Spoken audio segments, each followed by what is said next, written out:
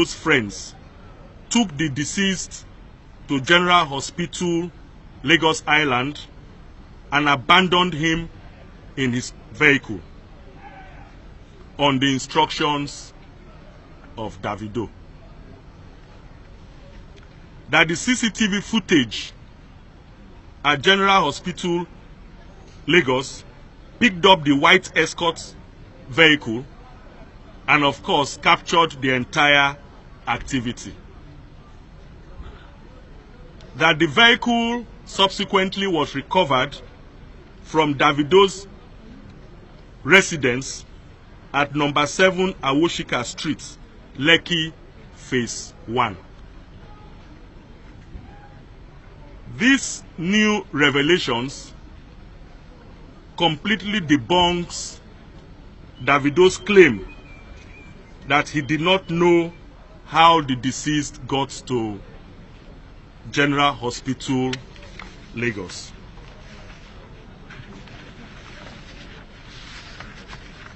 For this reason, I have instructed the DPO Lion Building and the investigating team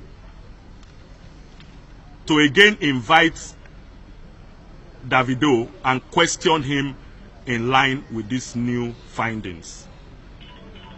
It is our intention to know why the victim was taken to General Hospital, Lagos, dumped, and those who took him there fled the location without as much as notifying the hospital authorities or reporting to the police. That calls for questioning. As I speak to you, Davido has been reinvited for questioning and is currently with the DPO Lion Building and the investigating team.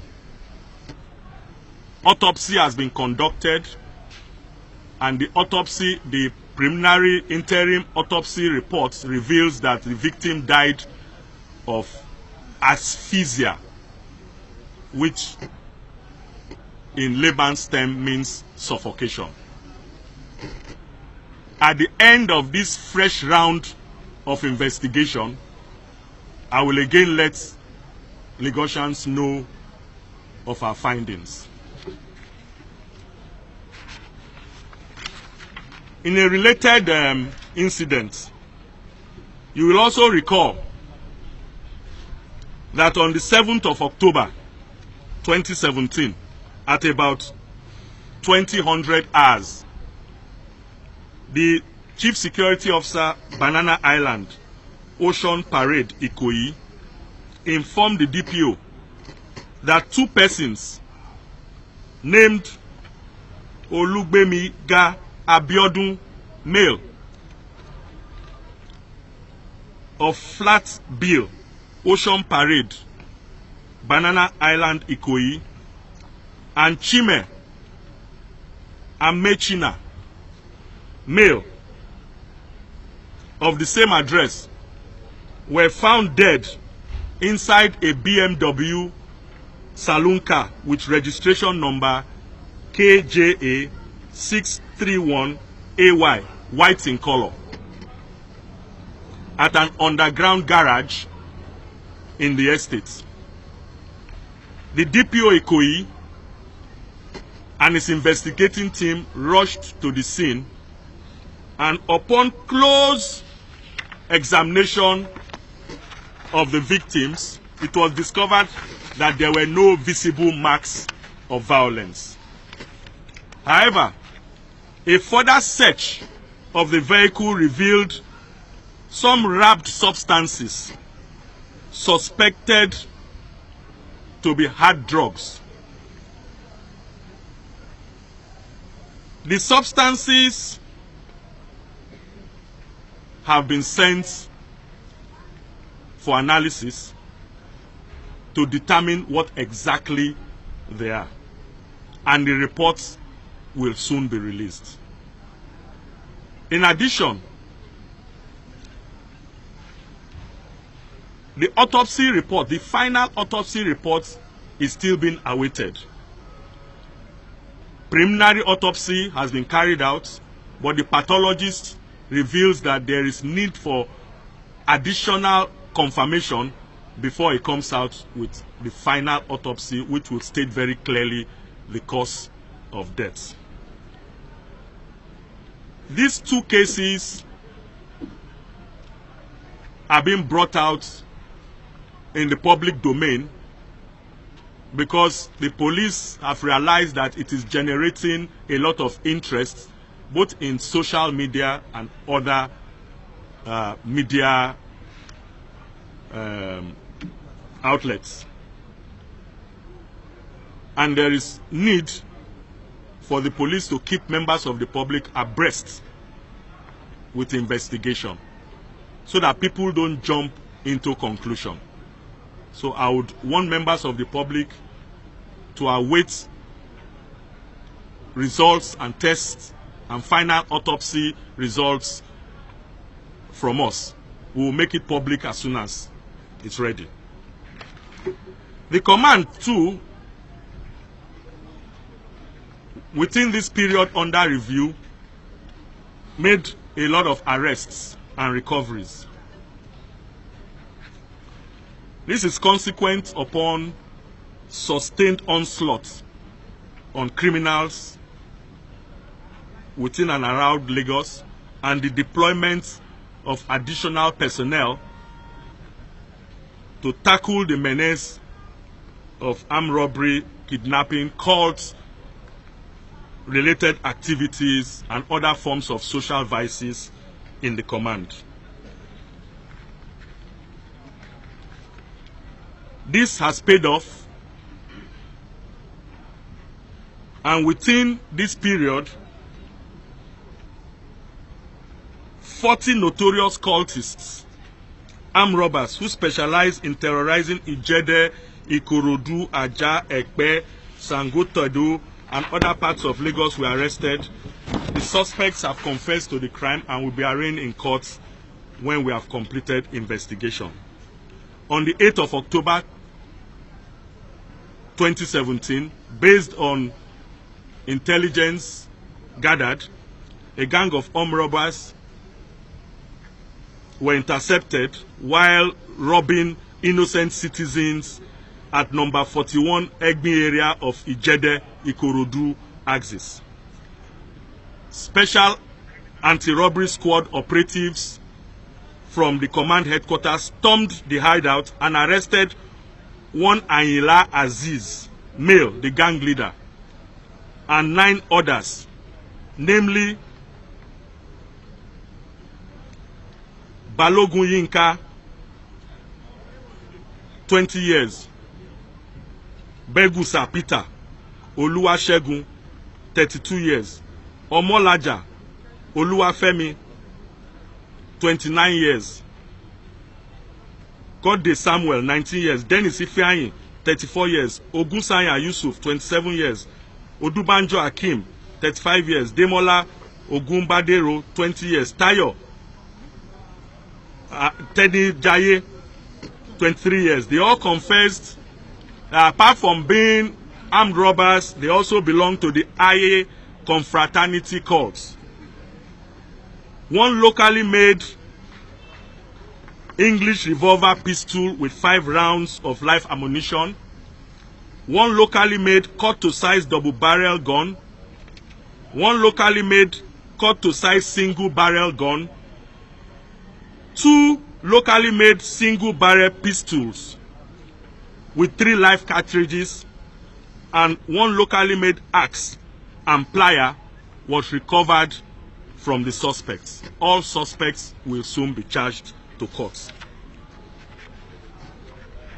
On the 5th of September also, at about 0200 hours, 7 armed men invaded Okomaga Senior Secondary School, Ekpe, with 3 soldiers and a truck with registration number LND 61XQ, and went straight to the solar panel and vandalized 71 solar panels. They also forced the door of the container where the inverter batteries and accessories were kept, and stole them. Immediately, the local police was alerted. They mobilized to the scene, and 3 suspects, and all suspects were arrested. Amongst the suspects are 3 alleged serving soldiers. Preliminary investigation has also led operatives of this command to track down the other suspects in Delta, Anambra, and Imo states, where one Festus Maduka was arrested in a hotel. He confessed to have received the solar panels and inverter batteries from this armed robbery gang. Other suspects arrested in connection with this crime include Samuel Ani, 30 years, Michael Omoregbe, 30 years, Efosa Philip, 27 years, Ifedayo Odunfoye, 35 years, a dismissed Air Force personnel, Chibize Nnamani, 34 years, Festus Maduka, 26 years, John Nwokoma, 31 years, and Chibuzo Chukwu, 23 years. Exhibits recovered so far include 16 solar panels and 33 inverter batteries. A similar armed robbery incident at Ajah occurred. One Mary Inedu, female, boarded an unregistered Honda Civic vehicle. And of course, unknown to her, she was forcefully dispossessed of her Techno phones, Nokia phones, ATM cards, and other personal effects. Police commenced the investigation and have tracked down and arrested one Sunday Nwaba,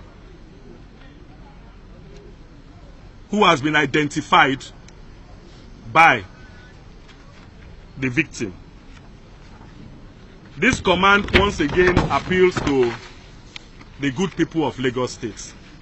First and foremost, for us to be vigilant, for us to work very closely with our local police in line with the principles of community policing and community safety partnership. When we see something, we must say something.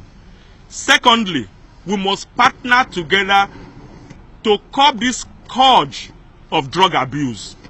We know that there's a very strong correlation between drug intake and crime. Secondly, we are also aware that our youths are taking to drugs at a disturbing rate. And those who are supposed to be role models are also involved in drug activities. We must join hands together to fight those selling drugs on our streets.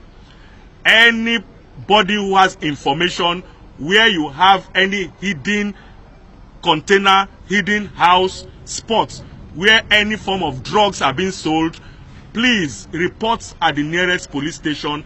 I can assure you as the Commissioner of Police Lagos State that we would raid that location, we will seize the drugs, and we will arrest those involved. You remember, you recall that during our last press conference, we raided Akala and we recovered hard drugs of a street value of over 20 million. This fight is not for the police alone. Having safe neighborhoods, having a safe city is a collective responsibility. You must partner with the police. And in partnering with the police, if there is any station or any police formation or patrol vehicle you get to that does not treat your reports with the seriousness it deserves, I have already put 10 numbers out in the public. Please call those 10 numbers. Action will be taken against those policemen. I thank you all for coming to this press briefing.